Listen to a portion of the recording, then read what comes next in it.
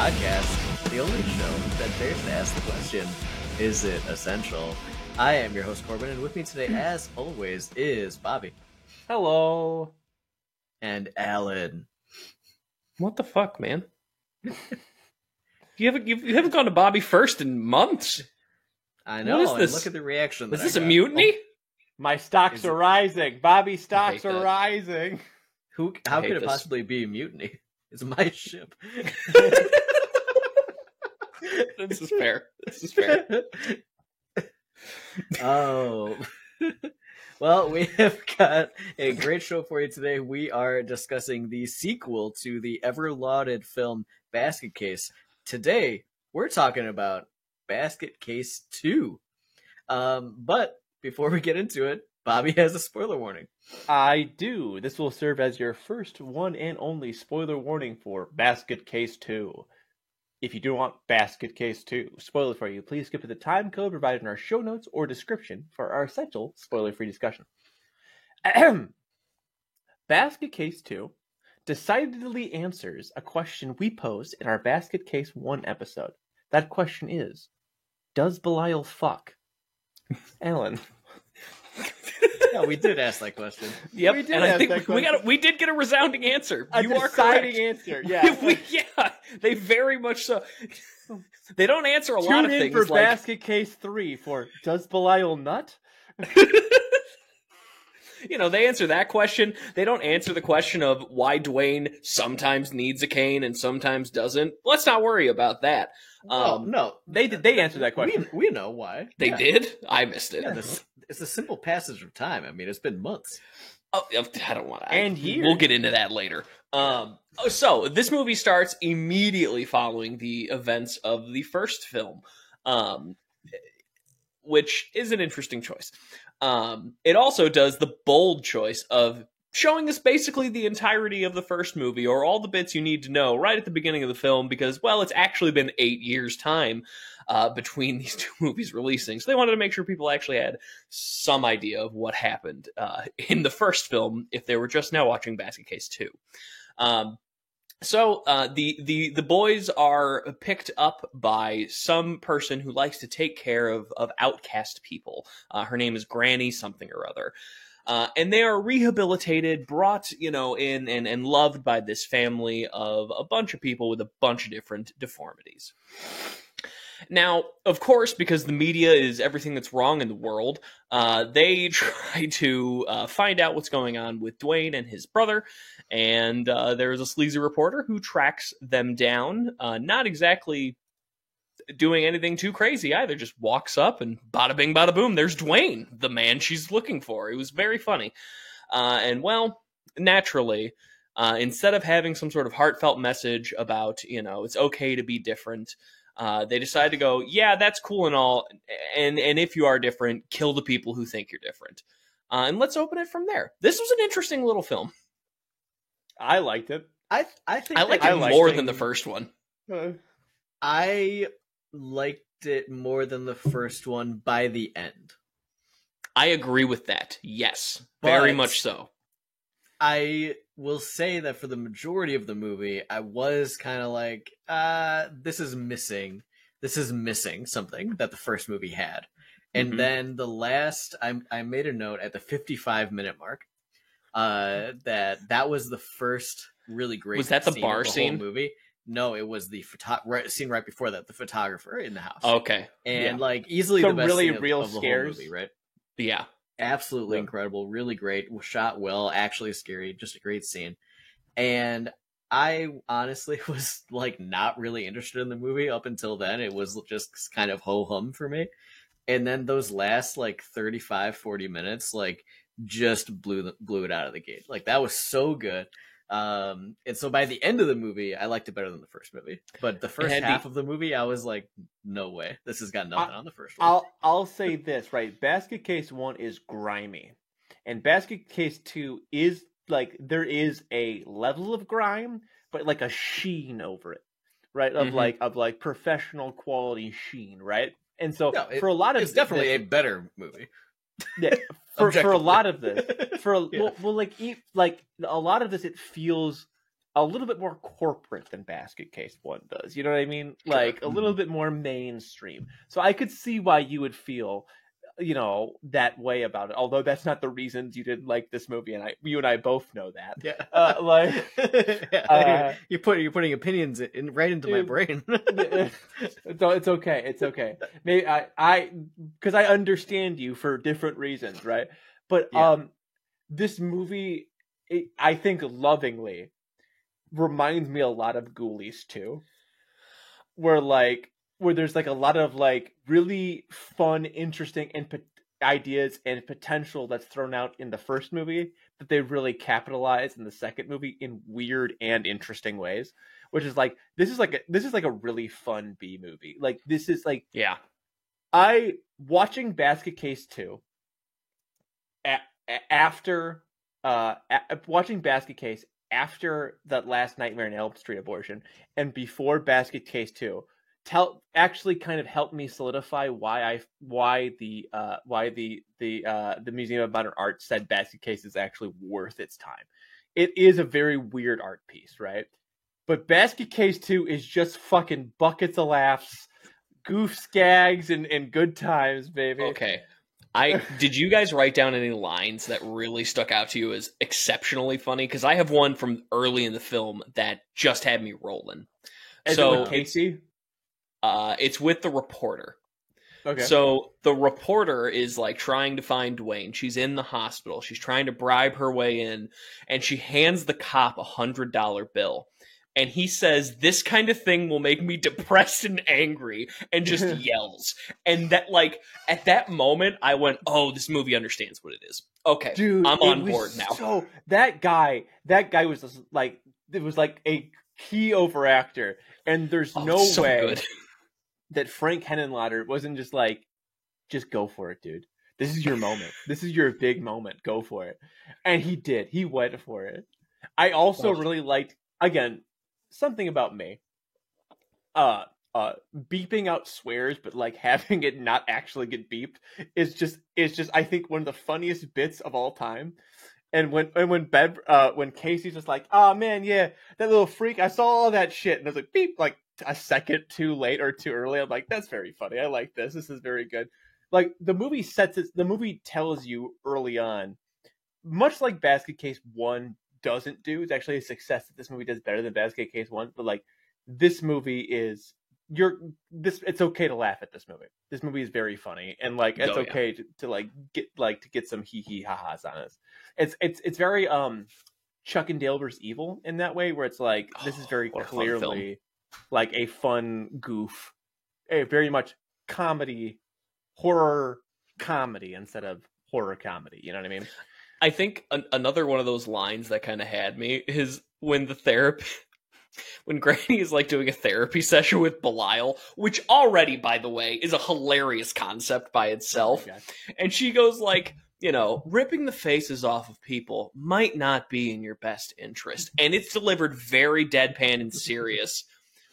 It's just like the image of this like half thing having like a whole breakdown of its psyche is just it's so preposterous but very funny. Like it's just great. So good. Speaking of, how do we feel about the new Belial design? I like it a lot more. The Basket Case Redux, as it were. I mean, it's obviously a better puppet, right?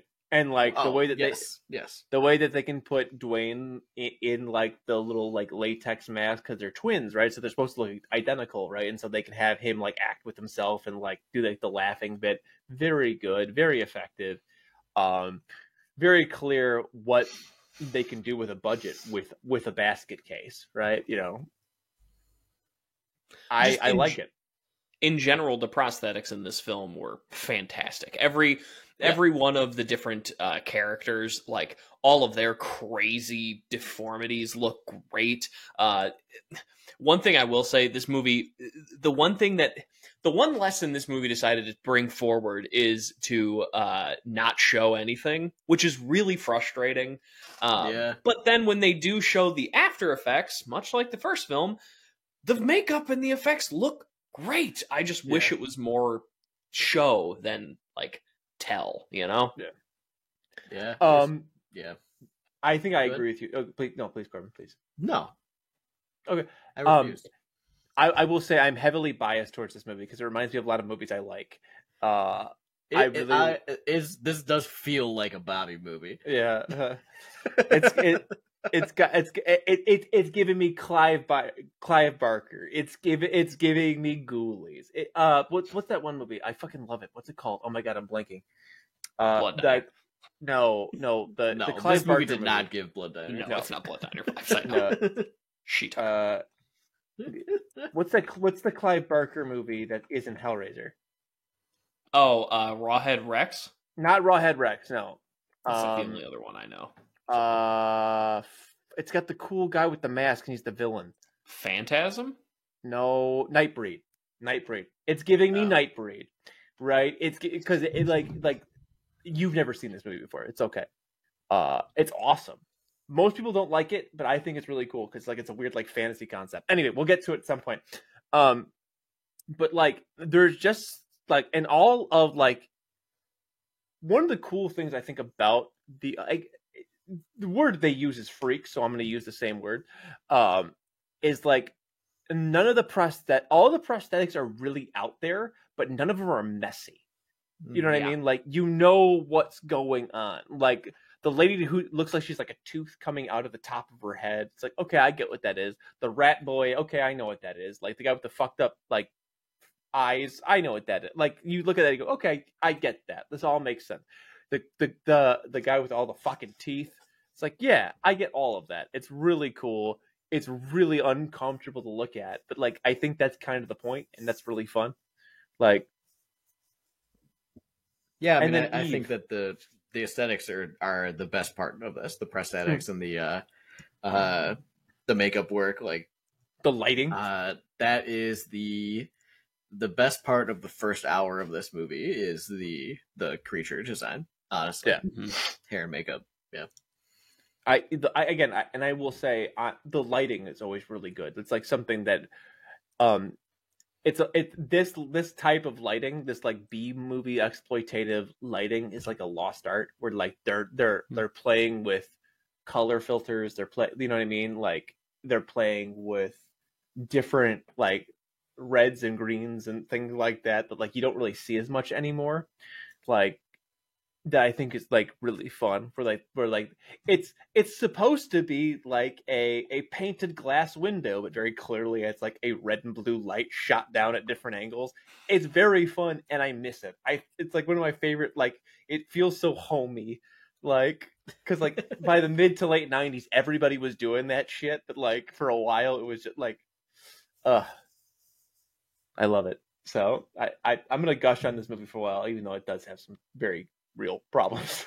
Like, I mean, I like hearing you gush because, like, I mean, honestly, you know, I mentioned already, like, I don't want to be, you know, like a negative Nancy or anything, but I was just really not caring at all for the first hunk of this movie. Oh yeah, and like. I mentioned it last week that like I really wasn't interested in a lot of the first Basket Case, and I don't know what it is. Maybe it's this director, but like I just can't like get into these movies. And it took, you know, for this movie to finally jump off the ledge and just like lean all the way into Dwayne being crazy and lean all the way into like the actual basket case-iness of it all, you know, and like it was a lot of funny and cute at times, but that first almost hour of the movie of like their like found family and like the freak house and all that, it's like I don't know, like I just didn't care. I just didn't think it was.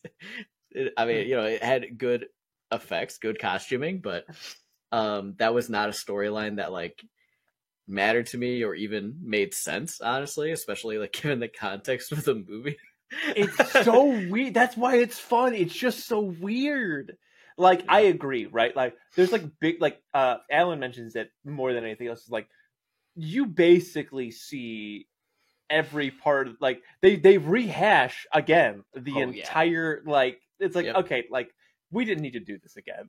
We like that was I'm gonna look at my phone for a while. I watched this movie like it's 2 days very ago. Silent Night, Deadly Night too. That's that was exactly what I going thought. to say that. Yeah. Like it's like what the fuck, man? Okay, whatever. I guess we're here for that now. But like right.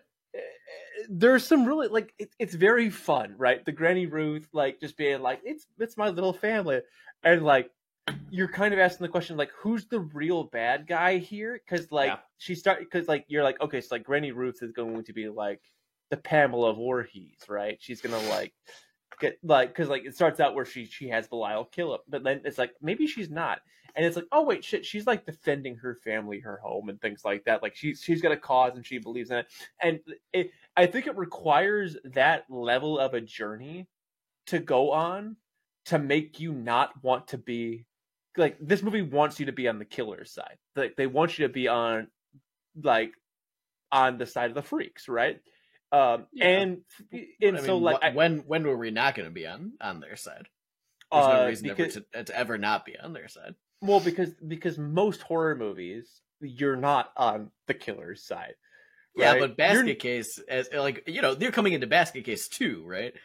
Basket Case 1, like you're already on the killer's team. Like you're never not on the killer's team in the first Basket Case.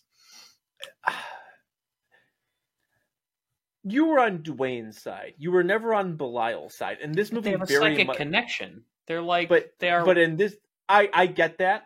But like the whole like Basket Case 1, the whole point of the movie is like Dwayne's trying to leave Belial, and this movie's the same way. But you end up being more on Belial's side than Dwayne's side by the end of this movie.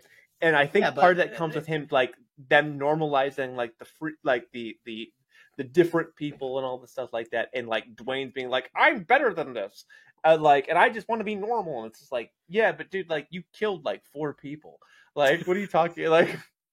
You were an accessory to murder, like Dwayne a bunch never of killed times, buddy. Dwayne never killed anybody. He was an accessory, though. 100%. No. I don't know, and maybe that's part of it. Dwayne is like so. He for a lot of the movie is like so much of a nothing character that like you're of course leaning into like the freaks and their character because it's like that's the interesting stuff. That's the stuff that makes Basket Case interesting. It's what made the first movie interesting. It wasn't Dwayne feeding hamburgers to an empty basket, right? That's not what made the movie good. Like it was the basket. An empty shaking basket, sir. Come on now. And we didn't mention it always bothered me in the first movie when he would like delicately feed like one hot dog and then one hot dog and then just dump like 6 in there at once. with the aluminum foil on it still, by the way. Yeah, it's like what happened to like, or like he gave him the hamburger and the first one he takes the meat out and just gives him the meat, and the very next hamburger gives him the whole hamburger. It's like, what is it the Basket Case eat? I don't understand. Okay, wait. Okay, so really quickly, the guy from Beyond is in this movie. Okay, and I don't know what that is. From Beyond, I've never seen it yet. Oh, it's so good. That's a Lovecraft movie, right? Yes. There's it's like that and like Color. No, not Color Call in Outer Space. No, it's the one where Bloodborne. Get a job in a sideshow. Fuck. God damn it, I lost it. But there were a bunch of like tough. I know. I don't know. My memory is fading me. But he's in From Beyond. It's really fading. Really, yes, it is. Yes, it's failing me. Whatever. Fuck you. So boys. Wait. No, I got a point. Okay, wait. Do your thing. It's fine. Sorry. Go ahead. He's the guy. He's the guy who's like the editor where they have the cool bar scene. Is he meant to be the guy in the beginning, or is he a different character that they recast it? Because they're 2 different guys. I realized it like way into it, but they're definitely 2 different guys. Okay, so this kind of goes along with my whole point about the Kane thing in my little synopsis. This movie does not play with time very well. Reanimator's the other movie I'm talking about. Oh, Reanimator. Yeah. Because why would some random like local media company be going after a story that's like 8 months old at this point, or a year old, or however long old. This film is like these events simultaneously are taking place like 2 days after the events of the first movie, and also like 2 years after the first movie, and it's very like it's never clear as to what some it's characters. Some characters had a years-long character arc, and some characters had a week-long character arc, and they just happened all in in one one movie. Yeah, right.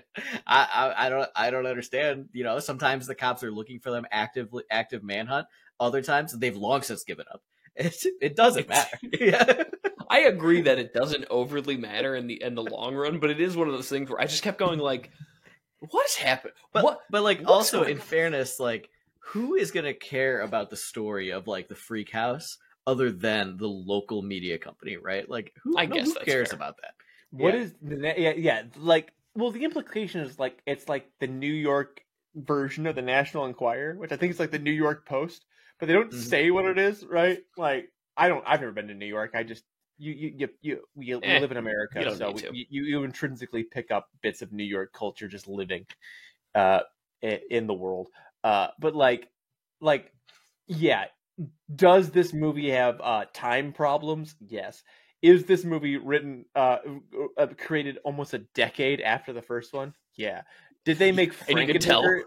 Did they make Frankenhooker in between this? Yeah, like yeah. My favorite part was how it was made almost 10 years later, but set such a small amount of time later, and they make no attempt to hide the early 90s ish of like the No. whole Not movie. even- Like no. it's like the movie could just be set 8 years later, and it wouldn't even matter. Well, and in fact, they definitely should have. Like, Yeah, because why like, couldn't he because just have been in a coma for a couple years? Like, who that's- cares? that's the cool bit. It would have been a better movie, right? Because they could have had it in the beginning be like this whole thing, right? And like the reporter was not there, but like it's kind of implied in the escape scene that Belial is mind controlling Dwayne. Yeah. So like Yeah, I was just so like more than an implication, I think. yeah, so No, like he's done it before. heavily Yeah. implied. The word was heavily implied, right? And so like just have Dwayne be in a coma, and then have it be like, and just put a little black screen that says 8 years later, and Dwayne's like waking up, and he's like learned how to walk, and is like fully, and he's got the cane for a little bit, like Belial has a girlfriend. yeah, exactly, and they And fuck now on the Dwayne regular. wants to kill her and fuck her. They do a full Dolph Lundgren smelling crime, full penetration, murder, penetration, murder, penetration, murder, full penetration. That's an Always Sunny in Philadelphia reference, and that's for me and Corbin and anybody who listens.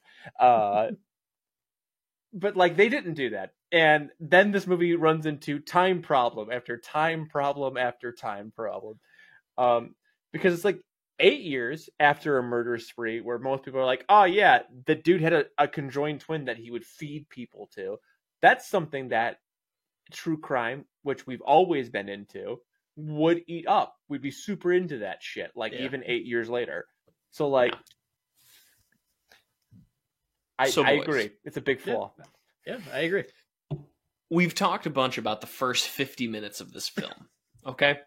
Yeah. We have to talk about the last 35 because, like, frankly, we've talked about all this stuff, and it really did help set the stage for just how good the end of this movie was. Like, from the point of the reporter going into the house with an actually good horror and scary scene of just taking pictures and the freaks getting closer and closer and So closer. good. Like, it's a little trite, but it doesn't matter. It works so well in this film in general. That was the only And scene just of from- this movie I've seen before. I had never seen that scene Yeah. before, but it works. I didn't It's realize great. until it came up, and I was like, "Oh, this is Like Ratma, this is same that kind of thing. Yeah, exactly. Yeah. All hail. But I think we need to talk about this end of this film because like Dwayne just descends into pure madness from this point so onward, and it's good. really good. He That's the best buys part. in. He buys Exactly. in. He's like, I'm a freak, you're a freak, we're all freaks, let's be freaks. It's a grand old time. And just like Also, the just ridiculous lines that are dropped in this section where What is it?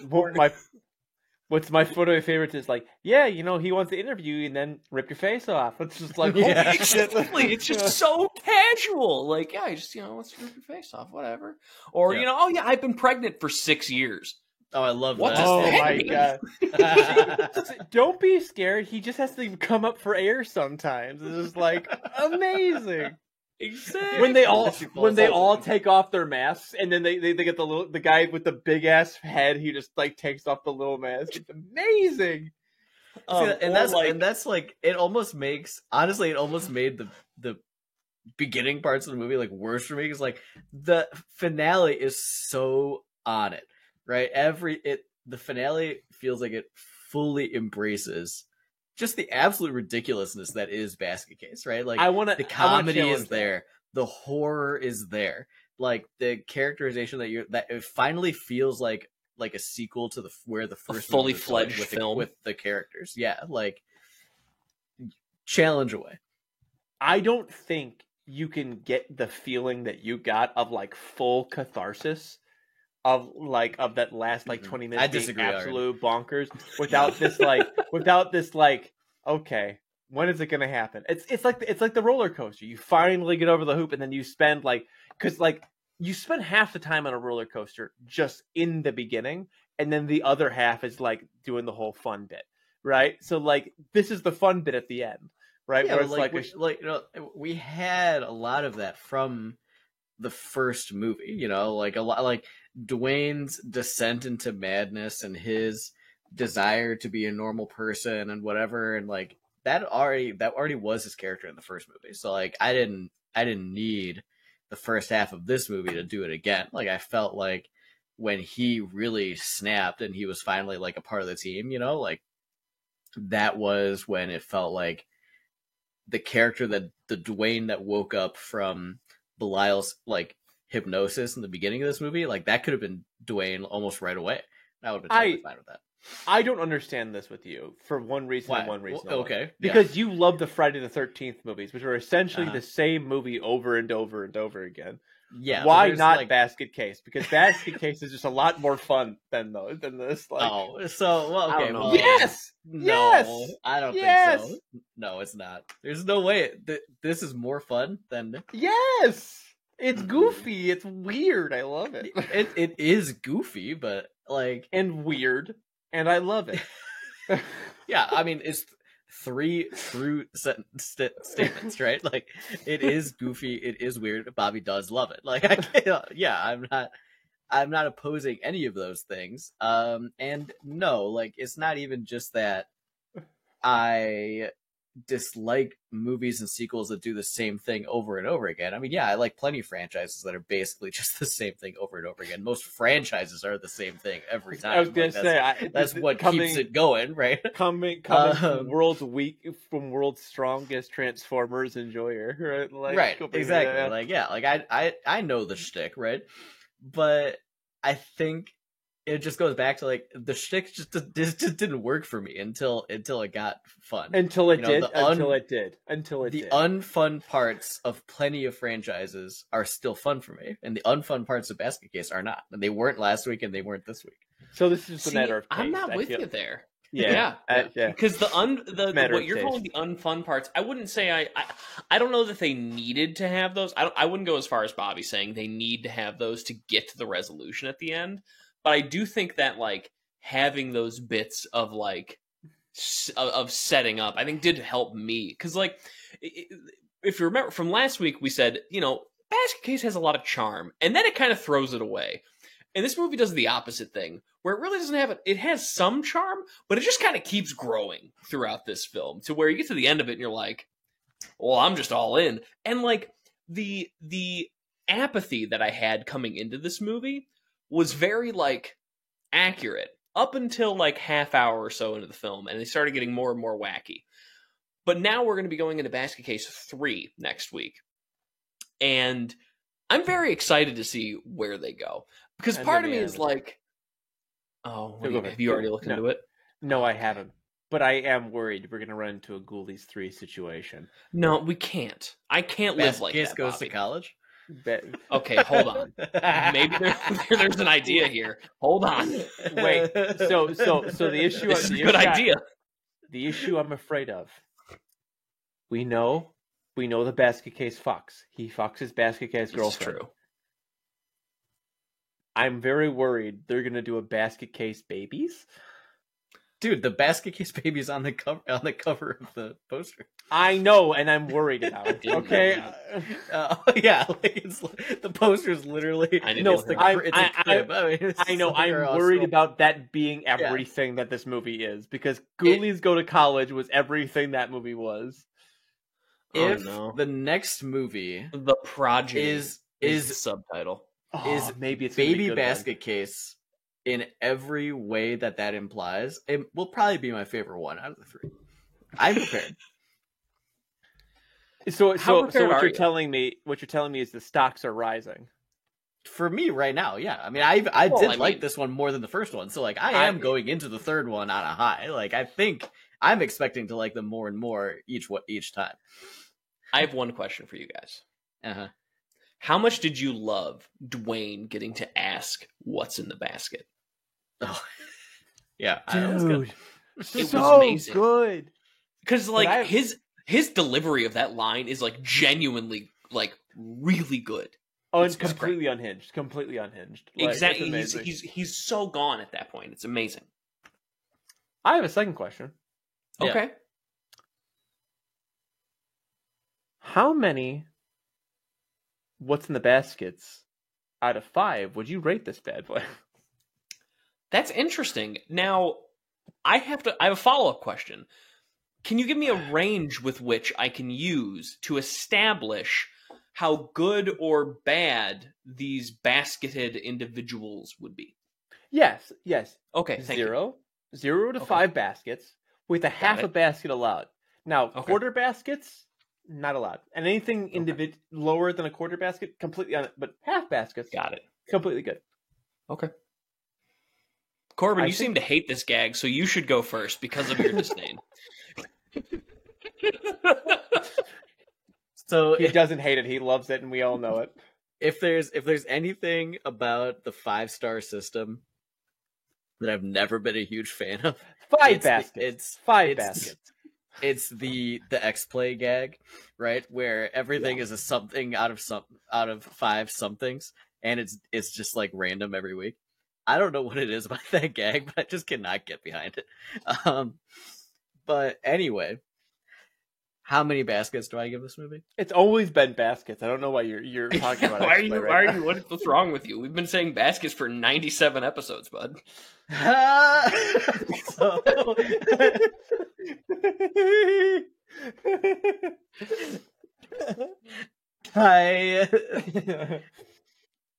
In the end, I liked Basket Case 2, and I think it is a better movie than the first movie. I think it's better in literally every way. It's funnier, it's scarier, it's better made, it's better acted, the visual effects are better. And if there's anything that's not better at it, then it's the gore and the kills and like the actual like slashy elements. This movie decidedly steps away from that part of the franchise, probably for the better. But the kills that are there are pretty weak compared to the first movie. But otherwise, everything is better. I gave Basket Case, the original, a 1.5 baskets out of 5. And I like this one better, but not like a lot better. I'd say that this is probably like a typical B movie creature feature. I'd give it a 2.5. Right in the middle. Okay. Yeah. That's where I was expecting to be. I think that's a respectable score. I'll go next. Yeah. So this film was an interesting one for me because we go into this film after watching the first Basket Case, and there's plenty to enjoy about that. But it's also like, how good is a sequel 8 years removed from the first film realistically going to be? So I think some of what this movie benefits from is expectation bias, where I expected this to be pure garbage. I woke up on Saturday, 7 a.m. I made my coffee. I made my eggs. I'm ready to go. I'm ready to sit down and watch this movie. And I was constantly surprised at how much fun I was having throughout the film. It's silly. There are genuinely hilarious lines. This to me kind of threaded the needle for horror comedy in a way that just works really well for me. And if you've ever listened to the show, listeners, you know that horror comedy is generally something that just doesn't necessarily click for me nearly as well as it probably should. But this movie just did. So I'm going to give it a 3 out of 5. Slightly better than average because I had a hell of a good time watching this film. I laughed. I didn't cry at all, but boy did I laugh. It was a grand old time. So keeping it going, Bobby, will you do it? I won't. I'm just gonna tell you right now. I'm gonna go. That's fair. So I'm gonna start off at first, and I'm gonna start my end review with disagreeing with Alan. This is not threading a needle with a horror comedy. This is decidedly a comedy with some horror elements in it. And I'm cool with that. I was going to say if you could get all the best elements of Basket Case 1 and all of the best elements of Basket Case 2, and you could combine them together, you'd have a perfect movie for me. You'd have a perfect Bobby movie. It would be what's maybe a perfect 5 out of Bobby 5. score out of 5? Oh, okay. Yeah. It's like what's a perfect Bobby score out of 5? That's a great question. So you're going to find out in a second what a perfect Bobby score out of 5 is once I give you my review score for this movie. Fun, goofy, weird. I love it. It's a 3 out of 5, equal to Basket Case 1 for different reasons. Their problems are completely past one another. They don't have matching problems. They have completely separate problems that make this movie very, very good. But like, again, if they were to get rid of those problems that like pass each other at night, they would like a puzzle piece, complete the ultimate movie, the movie that would end mankind. 3 out of 5. Okay. Well, rating things out of 5 baskets isn't the only thing we do here. We also discuss whether or not He's bought in, baby. Is essential to picnics as a whole. Buy in. So now this section is spoiler free. It was really good.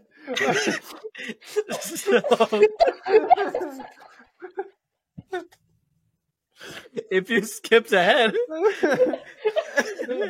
no spoilers. Fuck you. That was really good.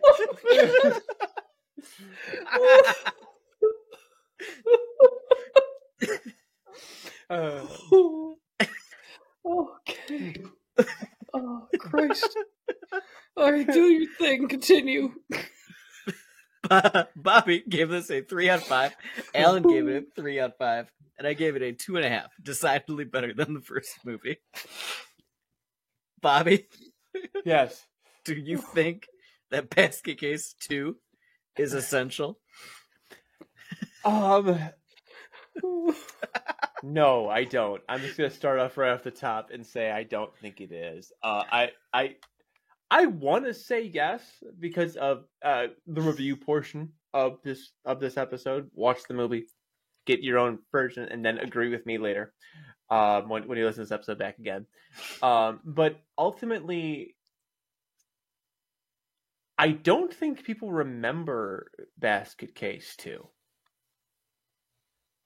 It came out at a weird time in horror. And it's probably why this movie came out when it did, because it was a B movie coming out at the later stages of like slashers.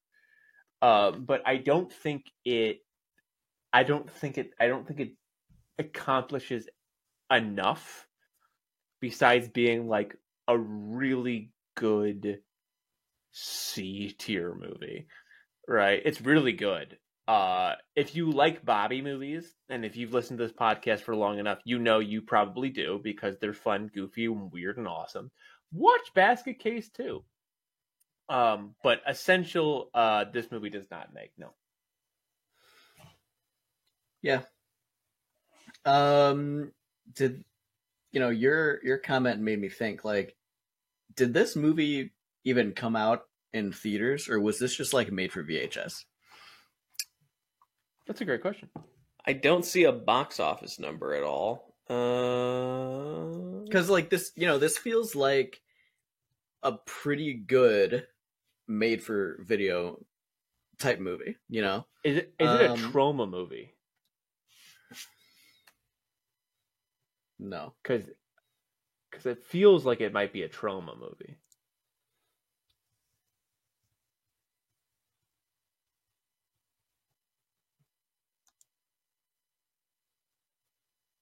I'm not seeing anything about it being released in theaters. I'm not seeing a box office. Yeah. So I mean, with that in mind, I think that it's pretty good for what it is. It has a pretty small budget. It wasn't in the theater. It's a good movie. I did end up enjoying it, but no, I don't think it's essential either. There is a portion of this movie that I had seen before and that I've surely seen clips of in YouTube compilations or documentaries somewhere, but when it came up, I knew it, right? And so what I will say that kind of opposing Bobby is that unlike the first movie, this movie I actually had seen bits of before. And so maybe more than the first movie, this movie might be more remembered as an actual film and not just for being Basket Case. But I still would say that no, it's not essential. This was a pretty easy no for me. This movie's fun. I enjoyed this film. Do not mistake any of us in this bit saying, no, it's not essential, that's like inherently a bad thing. Because this movie was still a ton of fun. And realistically, like, the last half hour of this film is worth your time alone to watch through. You can watch Basket Case 2 and skip the first one. I wouldn't recommend that, but you can get away with it with the way this film is structured. And you'll have a grand old time, especially if you like these kind of silly films that we seem to gloss onto at times. This really will be up your alley. You're welcome. But just because this movie is up your alley does not mean that in a wider view, it actually like means something to the overall genre. And that's kind of where this movie falters for me. It just doesn't do really anything. But it's very fun. So watch it, but no. Nice. Well, there we have it. Yeah. Well, talking about B movies with puppets isn't the only thing we do here. We do talk a lot about Resident Evil movies. That's right. That's right. Which are B movies with CGI puppets. It's all different. That's correct. Corbin, I have a critique. I have a critique of your transitions before we actually transition to whoever's going to go. Of this transition? Correct. I mean, it wasn't good, so I expect it. So here's the thing. You made us laugh. Yeah. About as hard as we ever have on this show. Yeah. And you could have said, well, speaking of Yogi Bear stealing a picnic basket, you could have had something there. We could have went back to the picnic. Speaking of Alan's bad critiques, what's your handles? Where can we find you guys? There we go. See, it was all a ploy. So you can find me on Twitter at Corbangerang or Twitter, Instagram, and Mastodon. Yeah, well, that's how he says it. That's how he says it. Yeah, come on, you got to commit to the gag. I get the bit, but like it's too much. Do you even have Boomerang? And he's back, baby. We lost him for a second, but he comes back in. Corbangerang, or where else can we find you, Corbin? Yeah, Twitter, Instagram, and Mastodon at Bolters and Bourbon, where I talk about wargaming. What have I been up to lately? I have been up to my usuals, building, painting extraordinaire. And of course, I mentioned it last week. I'll mention it this week. In between episodes, right before that last week's episode released, Diablo 4 came out, and I am playing it as much as I can, which is unfortunately not very much because, I am married with children, and that is just, takes up all my Diablo time. Oh my God! I can't believe I have a fulfilling life with a wife and children. But on the plus side, based on Blizzard's and typical schedule and on the Diablo schedule, I've got about a decade to play Diablo 4, so it's probably not a big deal. Yeah. Besides that, coming up in between episodes again, Bobby mentioned it earlier, but I am a huge Transformers fan, and the new Transformers movie is coming out, so I'm going to the early access screening this Wednesday. I am super pumped. I'm going by myself because that's just how it has to be these days. And this is the first one since like 2019, so it's been a long time coming. I'm very excited. And then, of course, next weekend, when you're listening to this, we will all be visiting Alan in the faraway ash waste of Indiana. Drinking It's gonna be some fun. whiskey and playing some Warhammer. So that is what's up with me. Yeah. Nice. You can find me at twitch.tv/theredweenie. All my relevant socials are there. And basically everything besides children is ditto for me and Corbin. I've been doing all the things that Corbin said he was doing. Don't got kids, so I've been doing a little bit more of it than he has. I am very excited to join Alan in the Void for the weekend. It'll be very fun. To give my big old buddy a good old kiss. We might even take a cute little picture while we're there. Also, Oh my for anybody who does follow me on Twitch, I know one of you does. Hi, last. Let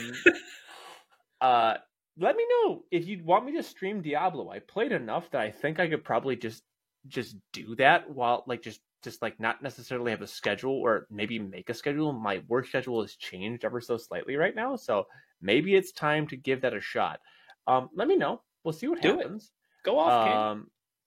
Yeah, twitch.tv/theredweenie. I'll make a fresh character for streaming, and that could be fun. It won't. I'm playing Necromancer for right now, but I wouldn't play Necromancer for that. I'd probably. What would you play? Either rogue or sorcerer. I might do. You know what? In all honesty, probably what I want to do is barbarian, but I'll figure something out. I'll make a call. Yeah. Nice. Twitch.tv/threadweenie. You can find me at a Seal Punter just about anywhere, where I am not playing Diablo 4 because I, as they have mentioned, have a party to prep for, and we're playing boarding actions for Warhammer Day, and I have 15 more of these sprues that I need to cut out, sand, and properly put together. Now you may be thinking to yourself, that doesn't sound like a lot of work. I'm going to tell you it is. So that's imagine sanding. Jesus. It has to be. I can't have rough edges, man. It's got to be clean. Yeah. And in a perfect world, they'll have at least a layer of primer. It's probably not going to happen. I've got to watch my friend's kids tomorrow because it's their wedding anniversary. So we're going to take their boys so that they can go off and have a nice dinner. But yeah, I've been doing the same kind of thing, painting, building, getting ready for this whiskey night coming up on this Saturday. So it's going to be fun. Boys, I have a question for you guys, though. Oh. Are we going to try to watch Basket Case 3 together this weekend? I don't know that we can necessarily fit it in because there's going to be a bunch of other people around. I don't know that we can just fuck off and watch a movie, but I don't know how we're going to pull that off. We could all watch it as a group. We cannot subject people to... Well, look, we subject ourselves to this nonsense. We cannot make everybody else go, hey, shut the fuck up. We're watching a movie now. We just can't. Oh, we wouldn't tell them to shut the fuck up. We just watch it in a screaming theater, which is the best case scenario for a Basket Case 3. That might actually be accurate. Well, but then I have to watch Basket Case 3 twice. And I already know I do not want to do that. But what if you love it, Corbin? But what if I'm not gonna 2 days within 3 days love it. That's fair. Okay. Yeah. It's not Cloverfield? There's no way. Yeah, Cloverfield. I could watch that twice. I could watch that back to back. But yeah. I don't know. What if it is? There's no way. There's no chance. Yeah. Yeah. It could be twice as good as this movie, and it still wouldn't be. I would agree with that. Yeah. But what if it was 3 times as good as this movie? I just don't think that's possible. So what you're saying is it's impossibly 3 times as good as Basket Case 2. I think it's impossible to be 3 times better. I It mean, would the score break the doesn't. scale. The score doesn't go that high. Yeah. So the question becomes, if it can't be 3 times better than Basket Case 3, Yeah. where can we find the show? Well, Yeah, you can that's a find the good question. show at Essential Scares on Twitter, Instagram, and Facebook, where we tweet occasionally and post about other things occasionally. We would love it if you gave us a follow anyway, and shot us little messages, little tweets, some ats, whatever. In the bios for all of our socials is a link to our Discord where we hang out all the time, and we talk about movies, music, games, whatever. If you'd like to, whatever. If you would like to chat with us, or if you have any suggestions for us for future movies, franchises, anything that you'd like us to cover, just hit us up and let us know. We are coming in to our 100th episode pretty hot here. Only one more in between us and that. And guys, it's Basket Case 3, The Progeny. This week has been Basket Case 2. A crazy week. It can only go up, right? Maybe. And I gotta say, this has been a very curious franchise to end our first 99 movies on. And you mentioned it earlier, but we really do watch a lot of very silly things on this show. And I don't know how we got there, but we've watched more silly things than serious things, considering the name of the podcast. No regrets. Not anymore. If you like the show, give us a rating, a review, a thumbs up, a like, a 5-star, 5 baskets, however you like to do things. And just tell your friends, your family, coworkers, anybody who you think might be into, fellow basket cases. If you know anyone that is into horror or would like to get into horror, we've got the show for you. Thank you to Alan and Bobby for being on the show with me this week. I have been your host, Corbin, and this has been Essential Picnics. Play that picnic basket, baby! Boo-boo!